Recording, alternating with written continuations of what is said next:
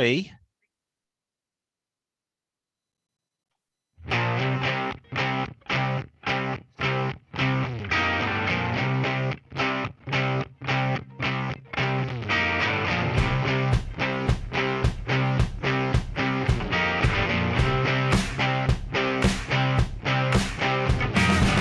Live from London, it's Car-Boyz.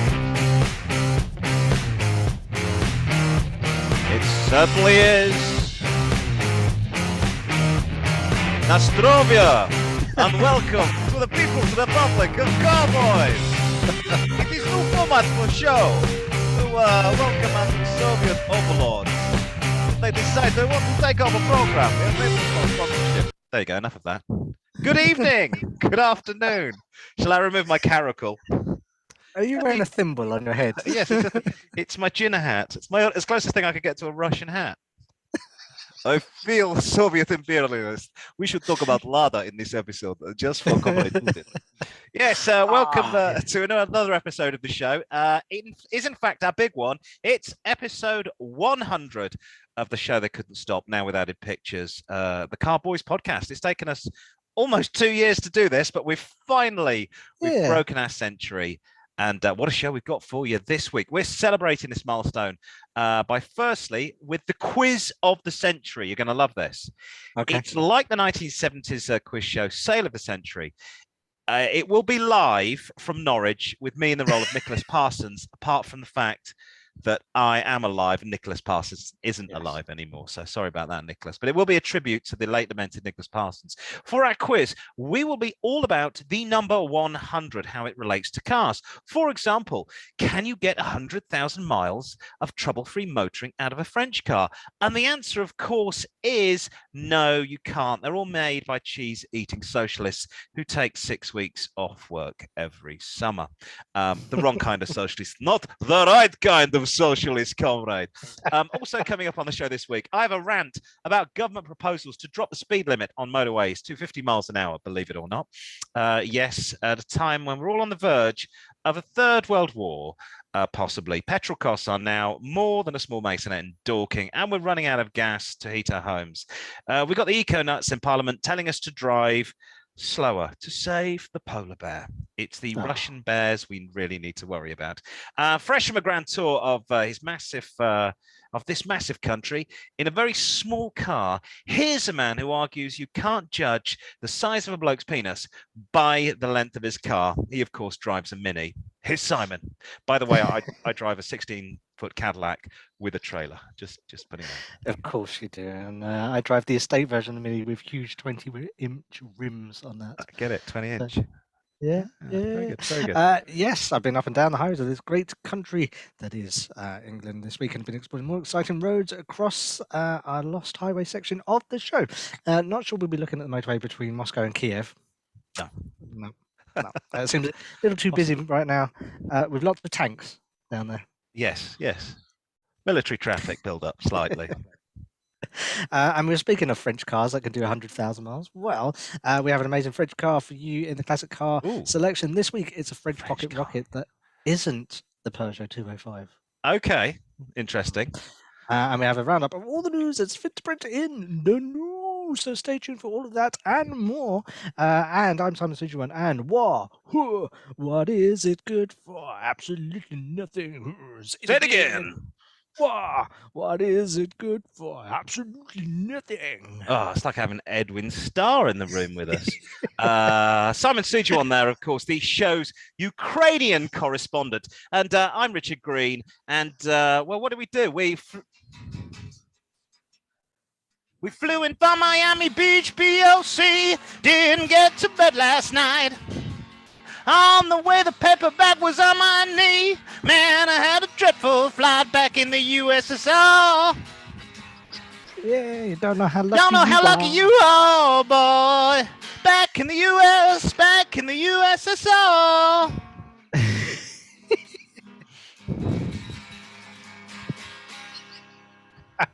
Now, I'm just going to say this once, and I won't mention it again, but isn't it really strange how the war came about and we all stopped worrying about COVID? And talking about sponsors for the show, we've got a new sponsor. It's Novacek Water. And I can tell you on your now, hands. mm, mm, it's the taste of totalitarianism. Yes, time now on the show. Oh, this, of course, is Car-Boyz. It's Car-Boyz. Car-Boyz. Show This is 100. Car-Boyz. Show 100 of many more to come, we hope. Time now on the show for Richard's Rant. It's where I have a look at the wild world of motoring and comment on the idiocracy that we as drivers are often presented with.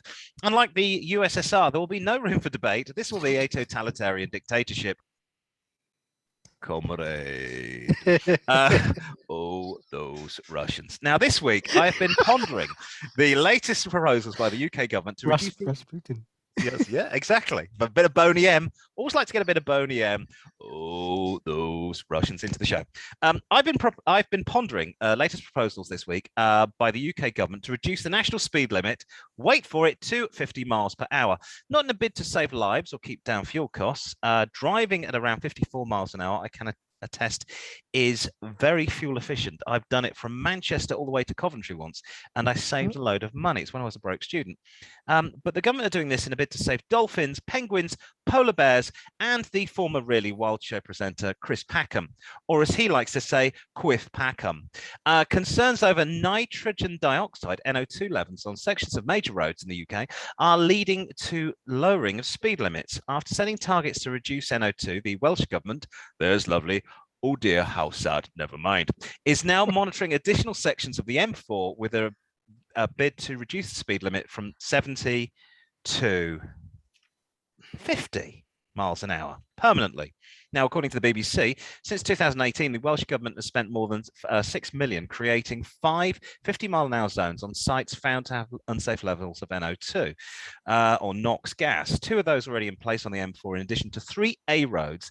National Highways, the body that runs the England's motorways, and A roads also imposed 60-mile-an-hour limits in 4 places: on the M6, on the M5, on the M602, wherever that is, and the M1. Its head of environment, Ian Lefebvre, said hard acceleration when people are putting their foot to the floor with the accelerator. Yes, Ian, that's what hard acceleration means. Does make an engine really work very hard and produce lots more pollution than when they're running efficiently. Yeah, did this man ever driven a car? We'll be asking that question later. He added that 60 mile an hour was the sweet spot for keeping the air fairly clean without clogging the road. Now, last year, the WHO, the World Health Organization, also known as the Chinese government, slashed the level of NO2 pollution it said was acceptable by 75%. I wonder if they're going to apply that to India. NO2 has been linked to several health issues, including lung problems in children and Alzheimer's in older adults. Highways England said that reducing speed limits by 10 miles an hour lowers emissions by 17% and can accelerate efforts to bring affected areas within legal limits within 1 to 2 years. So let's put this all in perspective. Cars count for less than 10% of the pollution on the planet. Most pollution comes from the production of electricity using fossil fuels, which counts for around 41%. Electricity that people put in their electric cars. So lowering of speed limits by 10 miles an hour will lower emissions from cars that produce NO2 by 1%. Now, this is at a time when China is putting lots of coal-fired power stations online to produce more electricity for cars. Do you see the idiocracy is at play here? Let's cause more problems for people driving petrol and diesel cars. Let's make them drive electric cars, which are mostly powered by burning fossil fuels. You're moving the problem from one area to another. I went a bit BBC there with my hands. I hate to tell you, but dropping the speed limit on motorways won't lower NO2 levels or NOx levels affecting children, because children don't live by the motorway. They live in towns and cities which are full of cars because there isn't any public transport, or they're all on strike, as we will attest to what happened yesterday and what's happening tomorrow in England. We need to reduce pollution, but this is madness. At a time when we've got a global pandemic, apparently, there's a war in Europe, apparently, and lowering my speed limit to save the planet feels a little bit indulgent, a little bit middle class, and to be quite honest, it's like pissing in the wind. Simon, any thoughts? We did this on the show a while back in one of our 100 shows that we've done. Yep. Where we found that it doesn't really matter because they found that levels weren't really changing. I don't get it, because if you're lowering the speed limit now and you want everyone to drive electric, then surely later on you're going to have to up those limits again, because actually if they're driving electric, they're not creating that pollution. I remember what we did. It was in reference to lead levels in central London Yes. since they've got rid of unleaded petrol. Sorry, news was trying to get in there. News, be quiet. What they're trying to say is that that un, that that getting rid of unleaded petrol will reduce the amount of lead in the air in central London, and it hasn't. And they still can't explain that. They can't explain why there is still high levels of lead in central London, even though we haven't had unleaded petrol since the late 90s. So what's going on? This is all sort of science, and it doesn't really ring true. And doing stuff like this is really knee-jerk. I mean, we've been down this road before. We've been down this road with diesel cars, which now nobody wants to buy, and we've been down this road with electric cars as we are currently, which is only moving the problem from one area to another. And keeping it out of the sight. You're quite happy for your children's lungs might get really nice and fresh, but certainly the lungs of the children that make the batteries for the electric cars won't. Shall we have some news? Let's have some news. Let's find some news. Here we go.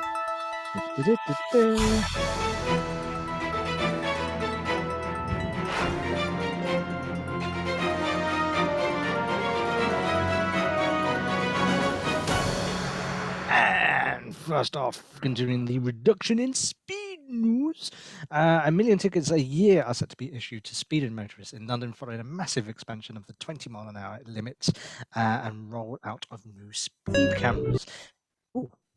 Transport for London is planning to almost treble the number of main roads limited to 20 miles an hour, and wants a significant increase in the capacity of the Met Police to catch and fine drivers who exceed the limit. Of course, well, we won't go into what the Met Police do. The Met recorded 362,731 road traffic offences in the 6 months between last April and November, up 34%, or 92,519 offences on the same period in 2020. Obviously, 2020 people weren't driving around because there was a start of a pandemic around that time, but hey, that's statistics for you. Of the 76% of were offences for breaking the speed limit, almost 40,000 a month. TfL is supplying the Met with 5 LaserCam 4 devices that combined a speed gun and a video camera. Ooh, so they've just taped it on there with a bit of gaffer tape. The devices, which will supplement hundreds of fixed-site speed cameras, are regarded as a game-changing because they collect evidence and money, able to be used in court, which avoids the need for the driver to be pulled over police patrol further up the road. What a stupid idea. So basically, you're not going to know when you've been got. The whole point about speed cameras is they're bright yellow in this country, and they flash, and you go, okay, I got. And one of the points of the GATSO was to warn. They're now in Australia. All the speed cameras are hidden. So in Australia, you have to drive very, very carefully. We'll come to that later in the show, unless you're in a certain part of Australia. I mean, yet again, the humble motorist is an easy target for police. Here's a picture of the police working hard. There he is. He's exhausted. I think he's got all those speed tickets, and he's going to sit down and enjoy some Krispy Kreme. Thank you, officer. Or did I say constable? I think this isn't very fair. I think 20 miles an hour is a ridiculous speed. I think it's going to get challenged in court at some point. It is almost impossible. We are not in 1945. Nobody has drum brakes. Everybody has very safe cars. Most of the time in London, you're doing about 5 miles an hour. So when you have the opportunity to go a little bit faster, you tend to try and make up the speed, because you would, as we discussed before the program, I traveled 11 miles yesterday. It took me an hour and 10 minutes.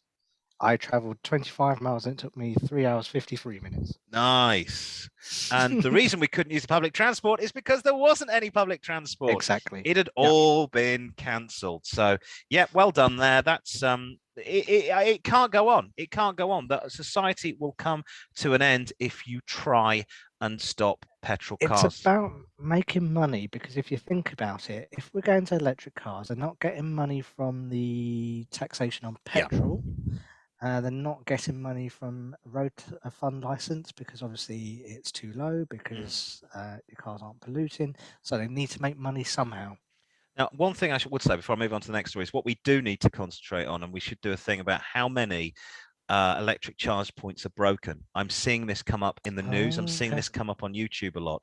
People are turning up with electric cars going, oh, no, that one doesn't work. So they move the car to the next one. Oh, that one's broken. And they're like, where do I go now? Where do I put my flex? Yeah, where do I start knocking on people's doors? Excuse me, love, I couldn't plug this in, could you? Because if you did that on my front door, I'd tell you to fuck off. Meanwhile, as we reported on the show the last show, show 99, you may soon be able to drive a car that can produce 1.2 gigawatts, Marty. DeLorean will unveil an electric sports car this year. It has been revealed. The Texas DeLorean Motor Company, which owned the rights to the DMC name since 1995, are going to showcase a fully electric model, teasing forthcoming pictures released this week that were very dark, but we didn't know what's going on. The dark and tightly cropped images shows a gull-wing door in the shape of the original DeLorean Motor Company. It claims, sorry about that, it claims it will be a luxury electric model. An electric DeLorean would solve one of the criticisms of the original car, was it was underpowered with a 0 to 60 of only 10 seconds. Current owners DeLorean Motor Company bought the rights to the Belfast name in 1995 by British engineer Steve Wynn. Since then, the company, now based in Texas, has specialized in spare parts, restorations, and other services dedicated to the classic 1981 car, which was produced for less than 2 years with 9,000 cars before the brand went bankrupt in October 1982. I'll just say that. The social media post suggests the name will be the DeLorean Evolved EV, you see, hitting at original design models, replacing the 2.85 litre V6 engine with batteries and electric motors. I wonder if it will be powered by plutonium stolen from the Libyans. What do you think? Great Scott! That picture looks like if you were going to cross Back to the Future with Knight Rider, that's what you would get. All we need is this end, a little red light, like from a Cylon. And an English guy talking to you, going, "Okay, Michael." Okay, Michael. Michael. It was also the teacher in Boy Meets World. Boy Meets World. Come on, Michael. Have you done your homework, Michael? For God's sake, kid, I'm 38. Now, Michael, you've got your homework to do. You've got your SATs to take. Meanwhile, in I don't drive to work, I use public transport that doesn't exist news, motorists face being charged up to £1,000 a year for driving to work under the latest Green Blitz being considered by town halls. A Daily Mail audit found workplace parking levies are being considered in more than a dozen towns and cities in England to cut down congestion. Council officers claim they could reduce traffic and pollution while boosting finances for public transport projects. That's probably the key word, boosting finances. But the AA branded the proposals a poll tax on wheels, yes, which would raid the workers' pay packets, while the RSC said it amounts to a tax going to work. The scheme would charge city centre companies up to £1,000 a year for every parking space they have. But motoring groups point out that in practice the costs are largely passed on to staff.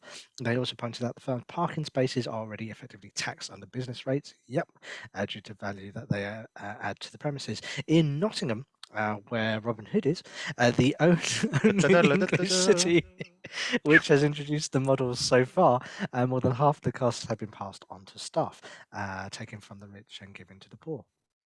It comes amid growing concerns about the cost of living as petrol prices, which are soaring. It's about it's over £1.50 now for the cat piss weasel piss. Tank. The Mail. Yeah, the audit found that the levies are being considered in Birmingham, Brighton, Warrington, Bath, Luton, Norwich, Colchester, Cambridge, Leicestershire, Oxford, Bristol, and the London boroughs of Hounslow and Camden. So that's Hounslow where Heathrow Airport is, and Camden where people don't drive because they drink lots. And take all sorts of substances. Just ask Amy Winehouse. Work in London, paid to park yesterday, just under £20 to park on somebody's driveway in Zone 2 because there was no public transport. This is all very well, but you're doing cart before the horse. Nottingham introduced this, and it was about £500 charged to companies, and the companies would then pass it on, this charge to employees. So if you've got a very good job and you're in Nottingham, you think, well, it's £10 a week, it's £500 a year. Okay, I'll suck that up. I'll pay it. Nottingham Transport, I'm not sure. When I worked there, it was pretty good, but I worked in one part and I didn't work in the centre. I lived in one part, worked in another part. I had to travel from southeast to southwest, and I could do it in about 40 minutes in my car. In a bus, it's 2 buses, and it was more like an hour and a half. So there's no way I'm going to do that. Um, people are just going to find other ways. £1,000 is ridiculous. It will be passed on to staff. You'll have nobody applying for jobs. The cost of jobs will go up, and it will not pay for public transport. That's the lie. The reason, and this is why your council tax is going up, is because councils for decades have given their employees final salary pensions, which means if you started at 22 as a secretary and finish your job 40 years later at 62, you are on a final salary pension. And believe me, it wouldn't be like 25 grand a year. It'd be more like 65 grand a year. And that's your final salary pensions. And they got screwed 12 years ago because a lot of the companies invested in Iceland. That's the country, not the supermarket, and they paid lots of money, and their investments had cracked up because they don't know what they're doing, and they're now trying to cover these pensions. That's the main thing. They don't want to tell you this, that they're all virtually bankrupt because they've been paying to people too much. It's just another way. We don't want cars on the road. It's fine, and it's also fine for those that do work for the council that can afford to live in an area where their work's based. Unfortunately, I work in Zone 2. I can't afford to live in Zone 2. I have to live in Zone 6. Because I can't afford to live in Zone 2. There you go. Yeah. Thank you very much for that. Finally, on a better note, happy birthday to the Jelly Mold News. 40. Doesn't look a day over 78. Here he is. If you're a child of the 80s, there's a decent chance that you rode in the back seat of a Ford Sierra in your youth. As for those who were adults during the era, a sizable chunk will have driven one.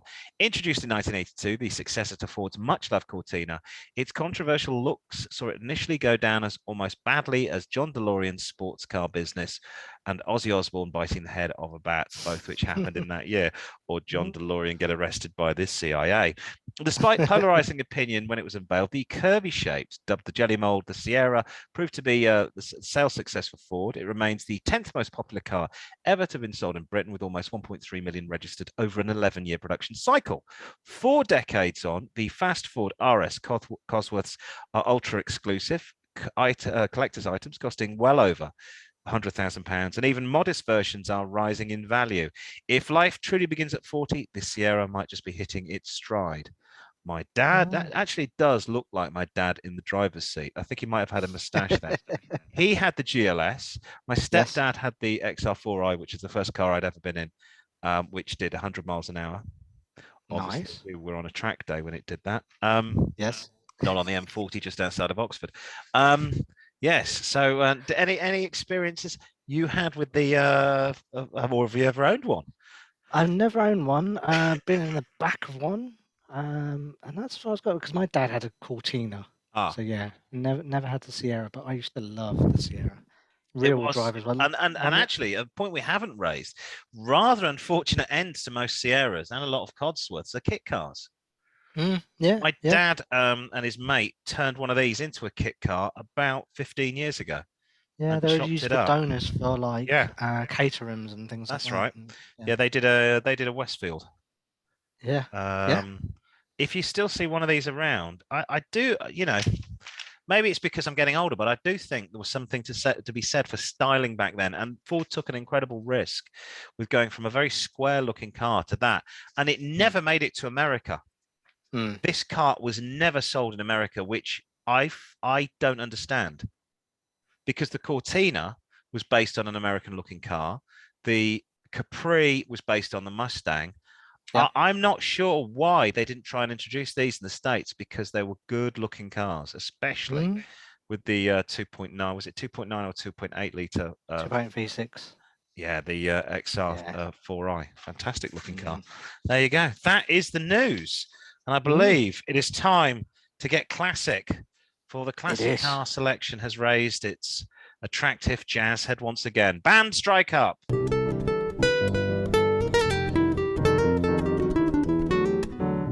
think they've been on some of this Novacek water.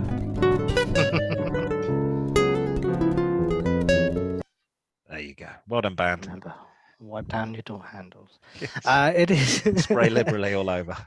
Yes, it's the classic car selection. This week's classic car was a boy racer's car that was seen on the streets of UK between 1996 and 2004. It was the better-looking mechanical twin sister of the Peugeot 106. It is the Citroen Saxo VTR and VTS, which is the hot model of those cars. It was a cheap and cheerful way of many young drivers to get into the hot hatch world of the 1990s. If you think Max Power magazine and all that stuff, the contemporaries of that would have included the Ford Fiesta, the Vauxhall Corsa, the Seat Ibiza, and the Polo GTI. Yep, there's one of them now. But the Saxo may have seemed weak in power, but the big advantage was it had a very low curb weight and excellent handling chassis. It was eager and animated. Bing. It feels as though the whole car is egging you on to drive it a little bit faster than you really ought to. Engine-wise, the car's basic setup used power units that dated back to the Citroen Visa, not this particular one, but the other, the more mundane Citroen Saxos. However, the VTR featured a 1.6-litre 8-valve 89 bhp engine with top speed of 116 miles an hour and 0 to 60 time of 10 seconds. The VTS, which was the better one, was slightly more powerful with a 1.6 16-valve engine producing 120 bhp and good for 127 miles an hour and a 0 to 60 time of 7.6 seconds. These cars were really well equipped, and the VTR and VTS also had things like rear disc brakes, which was quite unusual for a small car back then. There were loads of Saxos that came onto the market, named because they were offered with free insurance, the main enemy of spotty 18-year-olds who wanted a hot hatch. The Saxo was seen was also full of aftermarket parts too, which meant that customizing your car was also a possibility. One unusual feature of this car is that the wheels in that picture of that Saxo you've got are solid in the middle. Ooh. Which means yes, so it's just What do you one mean? piece of metal. Yeah, so there's no that hole in there is no hole in the middle of that wheel. Ooh. Which also meant that wheel balancing would be a pain to do. So there you go. What to look out for? Well, cars of this era disappeared rapidly thanks to government scrappage schemes in the early 2000s, but examples do exist. The main enemy, as always, is rust, particularly along the seals. Engines live up to their French reputation after 100,000 miles. Yeah. So make sure it hasn't had a hard life. Check the power steering pumps, oil and water seals on there as well. The market is unquestionably waking up to its charms, and the prices have started to shoot up. So I would say act now, as you can still get a well-maintained VTR for between £1,500 and £2,500, with a VTS costing maybe probably twice that. So don't be put off by the former's power deficit, as it doesn't stop it from being outrageous fun. I looked online yesterday, and I found this, which is a Saxo VTR. Well, I can't see where it's from, but it has got 110,000 miles on there. It's all documented history, including apparently for the light bulbs as well, and that's available for just roughly, I don't know where we can see that. There you go, £4,000. Wow. Yeah. So not too bad. I think the problem is that these things don't exist anymore. Hot hatches have morphed into very expensive 30 grand cars. Yes. Very heavy, very expensive. The only difference is they're smaller than ordinary cars. So why would you want one? You want one when you're 25 because you want to go fast, and you want a small car that won't cost you, and you want a cheap, small, fastest, best bang for my buck. And it used to be one of these. The trouble is, they don't make things like this anymore. They just make one version of everything, and then a very, very expensive version of it, filled full of airbags. I mean, this would be a nightmare in a crash. The only thing I did mention to you is they used to have a reputation for the engines blowing up, but that was about 60,000 miles. So I think if it's one of this age now, those are the ones that have managed to survive and engines haven't blown up on them. So I think you're probably all right. I did look that up, and they said if it's obviously got to that stage where it's over 100,000 miles, then it has obviously been well maintained and it's got that far. So I that's think a a good lot of start. them, it was ragged out of them, as they say. Email the Car-Boyz at car-boys at outlook.com if you want to get one of your cars onto the classic car selection. Facebook, car-boys, always with a Z, at Car-Boyz, the 4 Zs. Twitter, car-boys at car_boys with a Z. Instagram, the porno one, at car_ I don't know if that's true. Boys with 3 Zs. It's time for our Lost Highways. We're heading out on the open road. Let's hear what music we've got this week.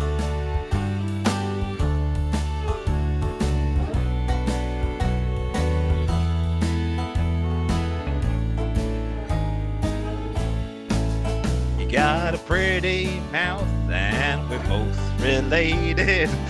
I wanna take you home, 'cause you play that banjo oh so well, with your 6 fingers and your 7 toes. No, let's lost the American audience. Oh dear. By the way, I've noticed I'm looking very Henry Kelly. I don't know why. I think What, it's the white drunk? pants on the camera. No, just looking very red. Okay, yeah, well, the same sort of thing. Not making aspersions, but just saying it. Most people know. Lost Highways, of course. This is the regular feature of the show, where regulars know that our watching us, watching you, watching us, watching you. Sorry. They give us their favourite roads and reason why they love them. It could be a quiet coastal road that leads down to sea. Alternatively, it could be a straight 2-lane blacktop that leads to infinity and invites you to gun the pedal to the metal. Whatever your posing is, what your perfect driving road is, tell us here on Car-Boyz. All details were about. You just had them 30 seconds ago. Yeah. And first into the Car-Boyz inbox is Roman from Chelsea. Oh, yeah, that looks like me. Roman in Chelsea. Roman, is he selling something I heard? Possibly. He says, hello, Car-Boyz. During a recent trip up north, I found this road. It's the A. Meet my friend. Would you like to buy football team? Very good price. He said the road isn't probably called the Mam Tor, which is the means Mother Hill, but the route begins at the foot of one of the Peak District's most popular viewpoints before forming a sort of obscure horseshoe round the other side. Okay. The initial section of this route is the narrow, windy road down to Idal, and can feel quite steep at times, but it really gets the juices flowing. It's best to drive this route when it's quieter, as both lorries and buses do populate the road even every so often, and sheep also inhabit the surrounding areas. So keep an eye out. Coming round to the east, the road flattens and gets faster thanks to corners opening up before it comes back towards the main road and the village of Hope. And not only is the road very enjoyable, but it also offers some stunning scenery, especially on the way down to Idal, where surveying the valley below and looking at Mam Tor on the way back up. So there you go. She's lost a lot of weight recently, hasn't she, Idal? And looking very green. Looking very green. I've never been to the Peak District. I should really try this out. I used to work near there, but I've never driven around there. Of my memory, you can go there. There's sort of cable cars, Abraham's Heights. They're supposed to be good. Okay. Or the Heights of Abraham, something like that. Looks interesting. Looks like it could be quiet. Looks like there's no police around. Just saying, maybe, not that it's not nice to meet policemen. It's lovely to meet them. Especially these sorts of policemen. Those are the ones you want to meet. Hey there, son. I think you were going over 50 on that motorway. Can I help you? Slow down. How'd you fancy one of these Krispy Kremes? Thank you for that, Roman. Hope the sale of whatever you're selling goes through fine. 3 million apparently. It's up for grabs. 3 million. Quick sell, yeah. He just wants out. And finally, Klaus from Berlin. Starting says Schönen Tag Otto Junks. Happy 100 show. He says I've got to be careful not to turn him into a member of the Gestapo. He says, you two enjoyed your time in Berlin, but it will be the last time you do enjoy your time. No. He says you need to experience the A100. coincide with our 100th show. Yeah. He said, it is a major road with some interesting sections. The A100 runs from the north of Berlin, starting with an extension of the Seestrasse in the Wedding district of Berlin-Mitte, where it continues in a curve that follows the S-Bahn ring, the S42 via Charlottenburg, Tempelhof, and into southeastern Berlin. The road itself is the busiest Autobahn in Germany, with an average of 109 of an average of more than 190 vehicles per day. The city highway is currently being extended by the 16th construction section, running from Berlin New Köln to the district of Troppau and connecting to the A100 in the eastern part of Berlin. The route's not without its problems. There have been many protests for the further extension of the route, so bring a yellow vest. I seem to remember when we did drive in Berlin, many people on bicycles protesting that we were driving around on filthy two-stroke Trabants. Yes. But that wasn't our problem. It was we were allowed to do it, and so we did do it. I think paid our money. So yeah, we paid our money, took our chances, paid the money, and yes, we had a fantastic time driving the Trabants around Berlin. Berlin streets are amazing. They're very, very wide. And I've got a feeling a certain man between 1932 and 1945 did that. So you could drive tanks down the road, which, you know, was a good idea for the Russians in 1945, my friend. Time now to delve into the bulging sack. Oh, yes, mailbag. That is known as the mailbag.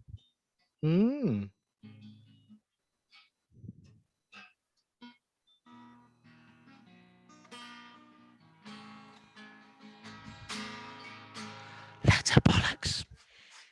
Adrian in Dumbartonshire says hello, Car-Boyz. Hello. With the threat of all-out war in Europe being mooted, what would be the perfect car or vehicle to survive the forthcoming apocalypse? He says. Yes, he's very optimistic about the future, isn't he? What is the point of us doing this podcast if it's all out nuclear war next week? I might just well go and get drunk. Yeah.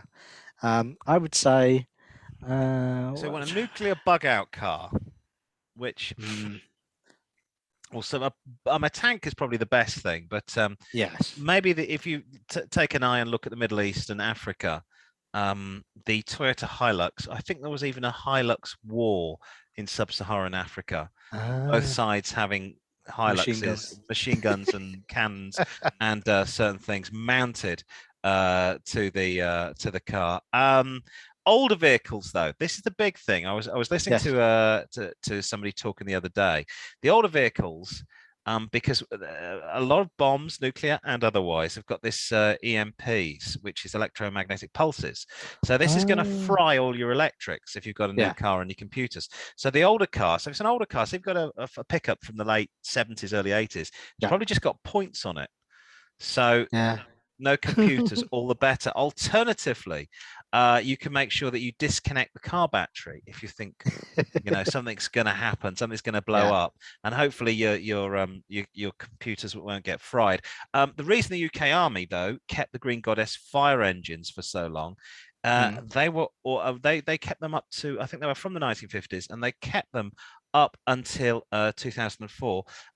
They were computer and electric free. The older diesel engines use compression, I think, to start them. Can you remember these, the Green Goddesses? I saw them when there was a fireman strike. That's right. They were all out. The army came out. Well, the reason they kept them was the threat of nuclear war. And then they decided to get rid of them, sell them all off in 2004. You can start these things with just a crank.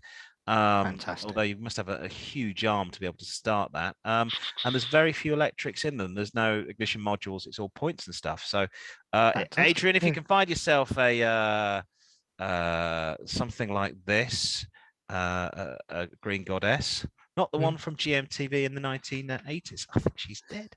On a happier note, Daisy in Colchester wants to know how much her old yellow Golf Capital is worth.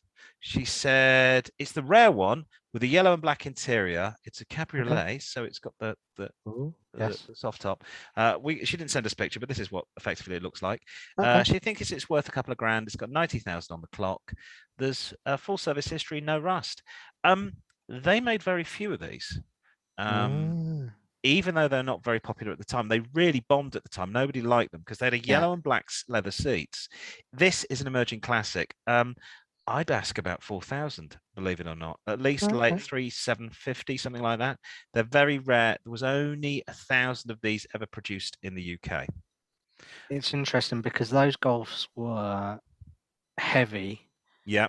but all of a sudden now people are starting to appreciate them. Heavy, but probably not as heavy as the ones now. They haven't got they haven't got the engines that blow up. A little bit more reliable. There's no rust on them.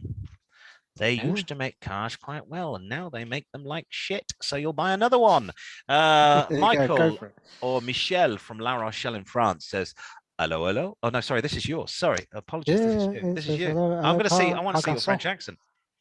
He says, hello, car garçon. Yeah, you have some mustard and some baguettes. Comment ça va? Oui, ça va bien, merci. He says, yeah, I think we are all good.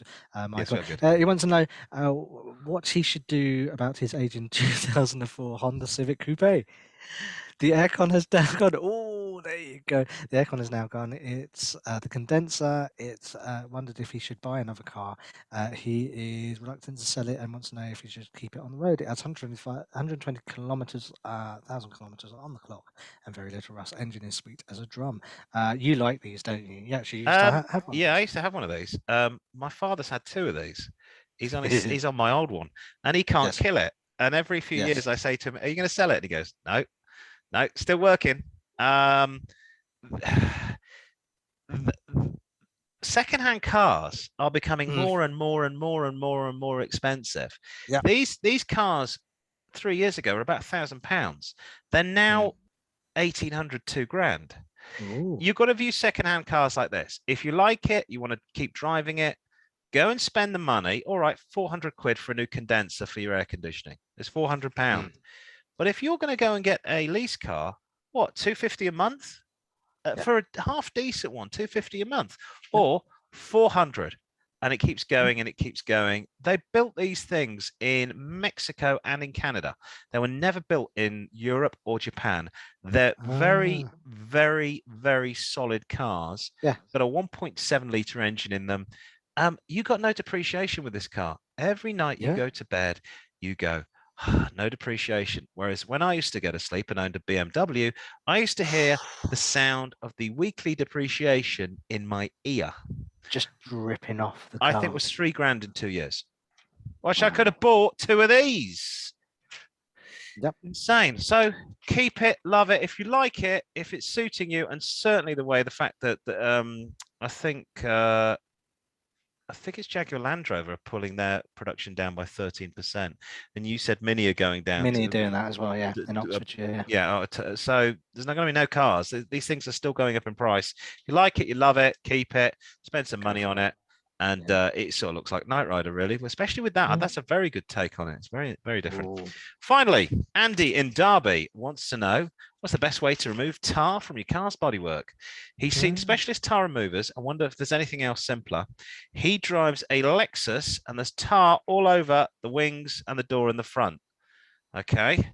Tar on the bodywork is not good. You pick it up from the tar on the road. Yep. It's going to eat into your paintwork.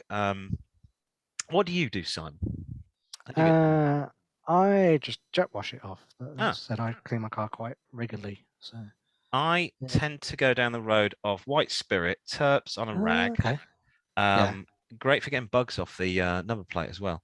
And it doesn't really hurt the paintwork. And then I just take off any excess because I mean it's just white spirit. As soon as it hits that paint, it's evaporating. But it does really. Just don't leave it on because it will eat into the paintwork. Yeah. Tar is just horrible stuff. There's nothing worse. And if you're in America and you're listening to this, especially in the north of America, Minnesota or Chicago, when the gritter goes past, I just used to shudder, and I go try and find somewhere to pull over. The yellow gritter just going past, and you can hear up and down the side of your paintwork. Makes you want to cry. If you want to get your questions onto the letterbox, it's the usual address. Email the Car-Boyz at car-boys@outlook.com. Facebook Car-Boys at Car-Boys, 4 Z's at the end. Twitter Car-Boys at car_boys with a Z. Instagram at car_boys with 3 Z's. It's competition time, and I haven't lined up music. Speak amongst yourself. Let's go and find some music for the competition. I think we should have something competition-y. I think because we mentioned Henry Kelly, I think we want something 1980s would sound good. Oh no, not that. No, there we go. How about this?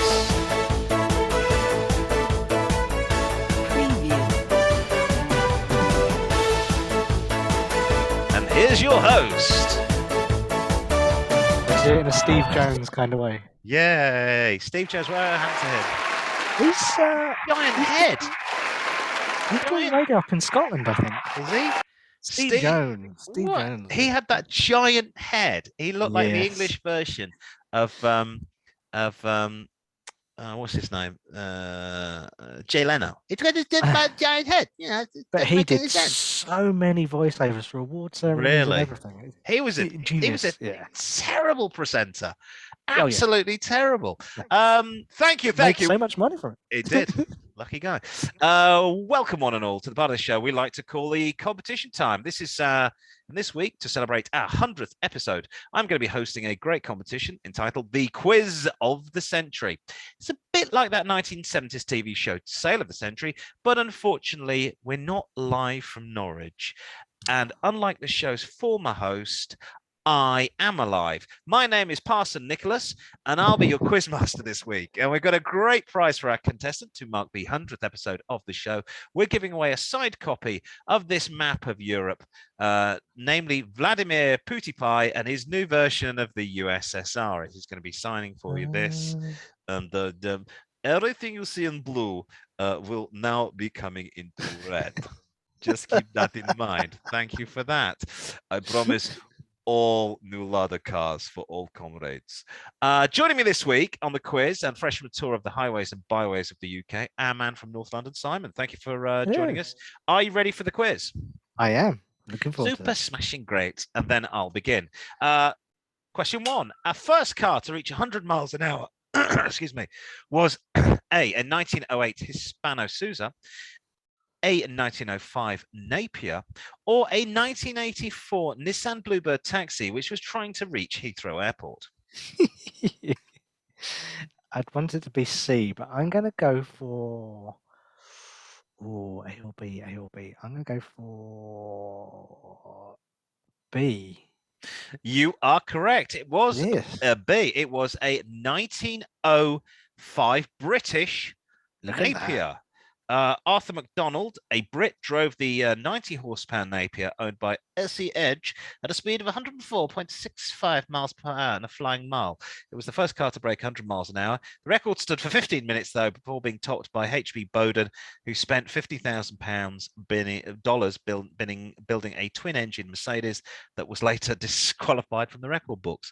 So it was a British man in a very strange-looking car. Did you say it was the Edge from U2 that didn't like? Sorry? Did you say it was the Edge from U2? It was owned by SE Edge. Oh. Or also known to his friends as The Edge. That's right. Might have been an English car with Irish money behind it. Now, many of us would love to drive on the German Autobahn where there's no speed limit and one could cruise at in excess of 100 miles an hour. But which other area of the world is there absolutely no speed limit? There's only one other area. Is it A, Austria? Is it B, the United Arab Emirates? Or is it C, Australia's Northern Territory? See, the thing is, it's not Austria because the tanks usually go very slowly through there. We would like to apologize for what we did between 1938. Sorry. I don't think it's Dubai, even though they have supercars as police. So I'm going to go for Australia. There are only 2 places on the map with no speed limits: Germany and Australia's Northern Australia. Territory, mate. The Northern Australia. Territory has gone back and forth on this question in 2007 and imposed a mandatory speed limit after many years of legal unlimited speeding. But this year, the local government changed its mind, reintroducing no speed limit rules on select highways. It warns the roads aren't built for speeding, so expect to end up in a ditch. And here's your typical Australian driver, feral. I love the person in the background just looking at him going, what the hell? What the fuck's going on? Who's that galah? Oi, Bogan, get lost. Great. I love the Aussies. They don't give a toss. Continuing our quiz of the century with me, Parson Nicholas. What is Rule 100 on the Highways Code? Rule 100 on the British Highway Code. Is it A, you must slow down when passing schools and colleges? Is it B, you must never let BMW or Audi drivers ever pull out of the side road? Or is it C, the driver must ensure that all children under 14 years of age in cars, vans and other goods vehicles wear seatbelts or sit in an approved child restraint where required? See, answer A sounds a bit pervy, so I'm going to go for C. There's nothing from Michael Jackson used to do that. Hey, slow down when you go past the schools and colleges. Shamon. I'm going for C. Primary schools. C, yes, you are correct. The driver must ensure, Rule 100 on the Highways Code, the driver must ensure that children under the age of 14 in cars, vans and other vehicles wear child seatbelts. Of course, if you're a child of the 1970s like me, you just got thrown in the back of the car like this. Yep. Good luck. And that's a shot of America. I have seen in excess of 8 kids in a Mini. Ooh. Yes. I'd have liked to have seen that as well. Okay, from 1968 to 1993, one car manufacturer produced a car called the 100. Who was it? So sorry, from what year? 60? 68 to 1993 or 1997, because they exported it to China. One car manufacturer produced a car called the 100. I can give you the clue. Audi. Of course. Yeah. You are correct. The first Audi 100 was developed by Auto Union, Volkswagen subsidiary at Ingolstadt, unveiled as a four-door sedan. Yeah, there it is. In 1968. Look at it, very, very funky. Looks like nice, yeah. It looks like a Triumph 2000. The front. Yeah, actually, no, you're right. Yeah, you're right. Yeah. I actually worked with a bloke that had one of these. And he said it was very untrendy. And he said, I was trying to pick this girl up at this nightclub in the late 60s. And I had one of these. And she went, oh, poor man's BMW. And I went, yeah, but I think that's a very unique car back then. Very unusual. I said he was brave for buying it. 4 out of 4 so far. Halfway through the quiz of the century, celebrating 100 episodes of the show Car-Boyz. That's what you are watching. Drunk man. Now let's look at small cars. This has taken a bad turn, hasn't it? Michael Jackson, Jimmy Savile, terrible.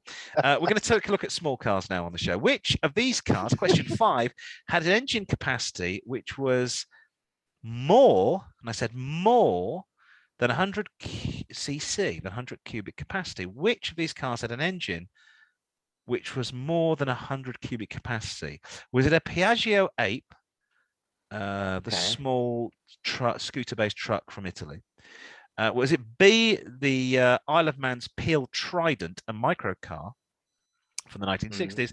Or was it C, the Thailand's tuk-tuk, which had more than 100 cc? More than. So the Peel is very tiny. It's got holds so many records. Yes. Don't think it's a tuk-tuk. I'm going to go with Piaggio because they make motorbikes and stuff like that. I'm afraid you've got that one wrong. It was the tuk-tuk. The average engine size on a tuk-tuk in Thailand is 305 cc.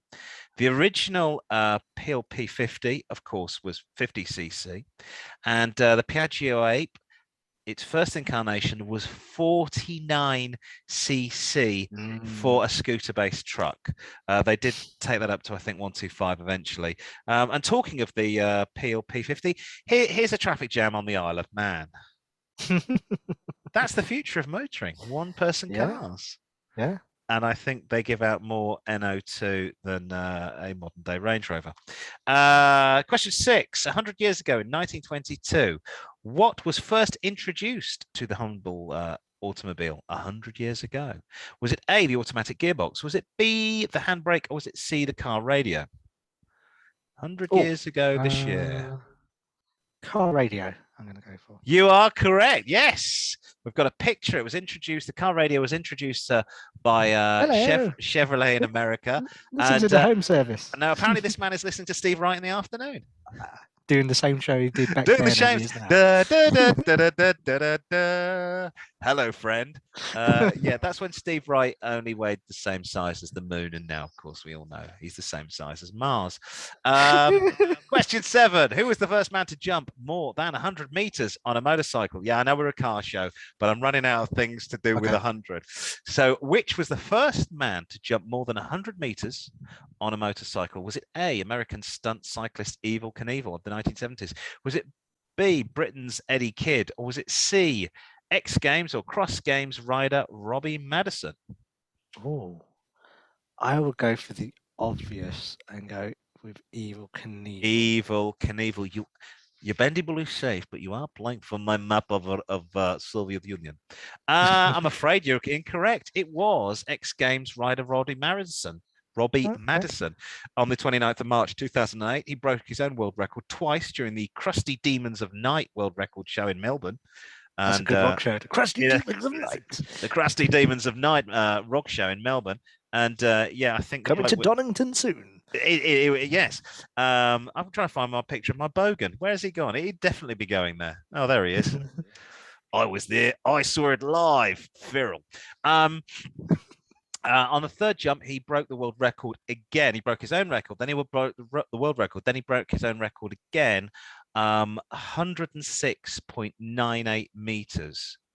He managed to, and if you're American, don't understand what meters are, good luck. He did a perfect landing, and here's a picture of him celebrating. There you go. Nice. Well done, Robbie Madison. Yes. Question 8. According to Pistonhead's website, what British iconic car came top of the 100 most iconic cars of all time? Pistonhead's got to vote on it. It was on their website. Which British iconic car came top of the 100 most iconic cars of all time? Was it A, the Rolls-Royce Silver Shadow, B, the Jaguar E-Type, or C, the Mini? I'd go the Mini. It has to be. Of course it was. Well done. Voted by readers. It was, of course, Alex Izagonis's iconic design, the Mini, manufactured more than 50 years. And here's our contestant, Simon, taking his mum to the hairdressers in a Mini. Aren't you nice?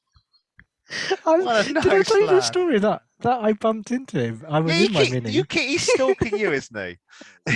And we looked at each other and we just smiled and carried on. Do you think he's looking for a body double? Like in case he has to do it, he can double up on the gigs. Yeah. He can say, well, I've got to be at Kiss. I've got to be on Radio 1. This is, what's his name? Ulrich Madul or something. Madul? Melvin Madul. Adoom. Yeah. And he used to be on Kiss FM, and he looks very similar to Simon. Yeah, do you think he's like, yeah, I could do with somebody. Yeah, you could do the Kiss job. I could do Radio 1. Get the cash coming in. You know, or maybe he thinks he's going to, I think it could be a job for you. Finally, one last question. Question 9, we're very current on this one. Which was the first electric car to go over 100 kilometers per hour? Very current on this question. Do you get it? Very current. Which was the, okay, yeah, all right, I'll leave it. Was it a Unigate? Wait, exactly. Was it A, Elon Musk's first Tesla? Was it 2, Ernie, the fastest milkman in the West on a milk float?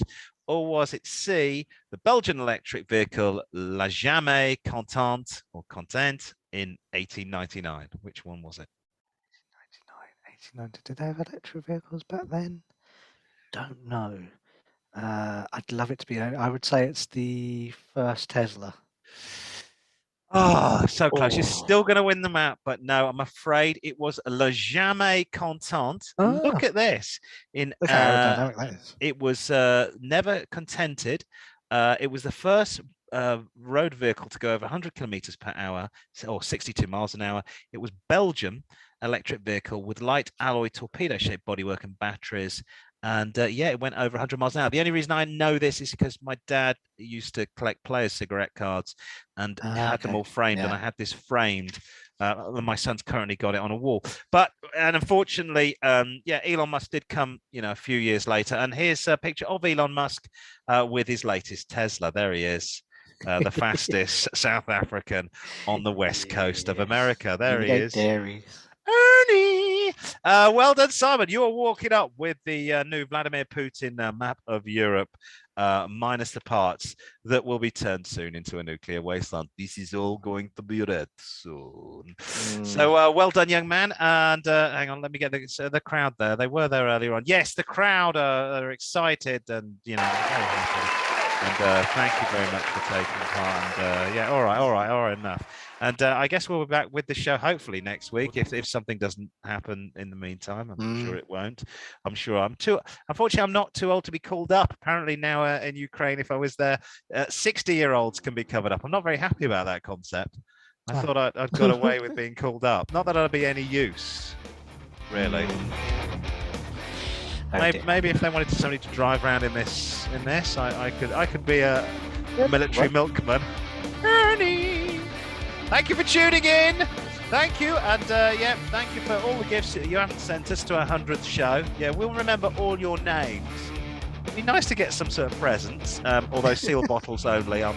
Don't start baking any cakes and putting hair in them. I've been down that road before. We'll see you soon. Thank you for joining us on the 100th episode of Car-Boyz. We're out of here.